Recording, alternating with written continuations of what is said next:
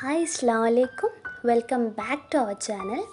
എല്ലാവരും സുഖമാണെന്ന് വിശ്വസിക്കുന്നു. ഇന്ന് നമ്മളിവിടെ ഒരു ഈവനിങ് സ്നാക്ക് റെസിപ്പി ആയിട്ടാണ് വന്നിട്ടുള്ളത്. മറ്റൊന്നുമല്ല, നമ്മുടെ പഴം പൊരിച്ചത്. തലശ്ശേരിക്കാർ ഇച്ചിരി സ്നേഹത്തോടെ വിളിക്കുകയാണെങ്കിൽ കായ് പൊരിച്ചത്. അപ്പോൾ നമ്മുടെ സ്വീറ്റ് പഴം പൊരിച്ചതിൽ നിന്നും ഒരിച്ചിരി വെറൈറ്റി ആയിട്ട് ഒരു സ്പൈസി പഴം പൊരിച്ചതാണ് ഞാനിവിടെ ഉണ്ടാക്കാൻ പോകുന്നത്. അപ്പോൾ എൻ്റെ ചാനൽ ആദ്യമായിട്ട് കാണുകയാണെങ്കിൽ നിങ്ങൾ സബ്സ്ക്രൈബ് ചെയ്യാൻ മറക്കരുത്. വീഡിയോ ഇഷ്ടമായി കഴിഞ്ഞാൽ ലൈക്ക് ചെയ്യുക, ഷെയർ ചെയ്യുക.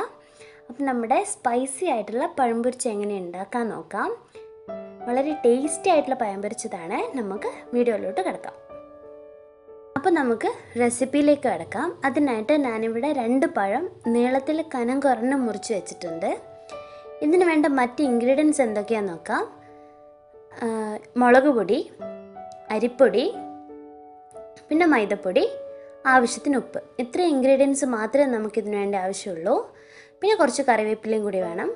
അപ്പോൾ ഞാനിവിടെ ഒരു ബൗൾ എടുത്തിട്ടുണ്ട്. ഇനി ഈ ബൗളിലേക്ക് നമുക്ക് മൈദപ്പൊടി ഇട്ട് കൊടുക്കാം. ഞാനിവിടെ 1.5 കപ്പ് മൈദയാണ് ഇട്ട് കൊടുക്കുന്നത്. നിങ്ങളുടെ അളവനുസരിച്ച് മൈദയിൽ മാറ്റം വരുത്താം. പിന്നെ ഇതിലേക്ക് നമുക്ക് 1.5 ടേബിൾ സ്പൂൺ അരിപ്പൊടി ഇട്ട് കൊടുക്കാം. അത് കുറച്ച് ക്രിസ്പി ആവാൻ വേണ്ടിയിട്ടാണ്. പിന്നെ നമുക്കിതിലേക്ക് ആവശ്യത്തിന് ഉപ്പ്, പിന്നെ മുളക് പൊടി. ഞാനിവിടെ 2 ടീസ്പൂൺ മുളക് പൊടിയാണ് ഇട്ട് കൊടുക്കുന്നത്. അതൊക്കെ ഓരോരുത്തരുടെ എരിവനുസരിച്ച് നിങ്ങൾക്ക് മുളക് പൊടിയിൽ കൂട്ടുകയും കുറയ്ക്കുകയും ചെയ്യാം. ഇനി നമുക്കിത് നല്ലപോലെ മിക്സ് ചെയ്യാം.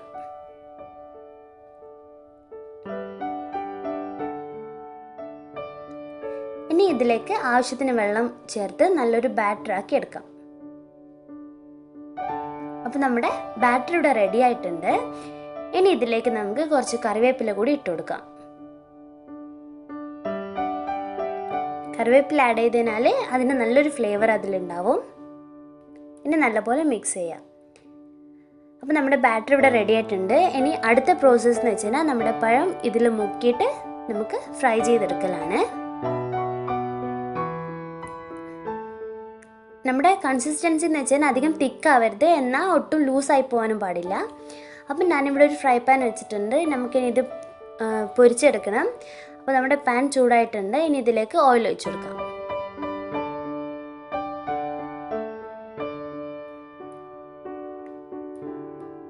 ഈ സമയം തന്നെ നിങ്ങൾ ചായക്കും വെക്കണം. നല്ല ചൂട് ചായയോടൊപ്പം പഴംപൊരി വേറെ തന്നെ ഒരു ഫീലാണ്. അപ്പോൾ നമ്മുടെ ഓയിൽ നല്ലപോലെ ചൂടായി വന്നിട്ടുണ്ട്. ഇനി നമുക്ക് ഇതിലേക്ക് ഓരോ പഴം ബാറ്ററിൽ മുക്കിയിട്ട് ഇട്ട് കൊടുക്കാം.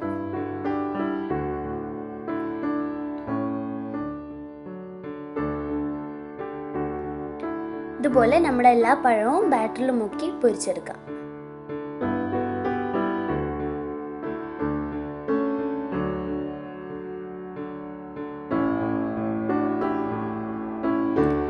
അപ്പോൾ നമ്മുടെ പഴത്തിൻ്റെ ഒരു സൈഡ് നല്ലപോലെ പൊരിഞ്ഞു വന്നിട്ടുണ്ട്. കറിവേപ്പിലിൻ്റെ നല്ലൊരു സ്മെല്ലൊക്കെ വരുന്നുണ്ട്. ഇനി നമുക്കിത് മറ്റേ സൈഡ് നല്ലപോലെ പൊരിച്ച് എടുത്തു മാറ്റാം. ഇപ്പോൾ നമ്മുടെ പഴംപൊരി ഇവിടെ റെഡി ആയിട്ടുണ്ട്. ഇനി നമുക്കിത് പ്ലേറ്റിലേക്ക് മാറ്റാം. അപ്പോൾ നമ്മുടെ ടേസ്റ്റി ആയിട്ടുള്ള സ്പൈസി പഴംപൊരി ഇവിടെ റെഡി ആയിട്ടുണ്ട്. മധുരം ഇഷ്ടമില്ലാത്തവർക്കും പിന്നെ ഒരു ചേഞ്ചിന് വേണ്ടിയിട്ട് ഒരു എരിവ് കഴിക്കാൻ താല്പര്യമുള്ളവർക്കൊക്കെ ഈ പഴംപൊരി വളരെയധികം ഇഷ്ടപ്പെടും. നല്ല ടേസ്റ്റി ആയിട്ടുള്ള പഴംപൊരിയാണ്. അപ്പോൾ എൻ്റെ ചാനൽ ആദ്യമായിട്ട് കാണുകയാണെങ്കിൽ സബ്സ്ക്രൈബ് ചെയ്യുക. വീഡിയോ ഇഷ്ടമായി കഴിഞ്ഞാൽ ലൈക്ക് ചെയ്യുക, കമൻറ്റ് ചെയ്യുക. എല്ലാവരും ട്രൈ ചെയ്ത് നോക്കുക. അപ്പോൾ ബൈ ബൈ. അസ്സലാമു അലൈക്കും.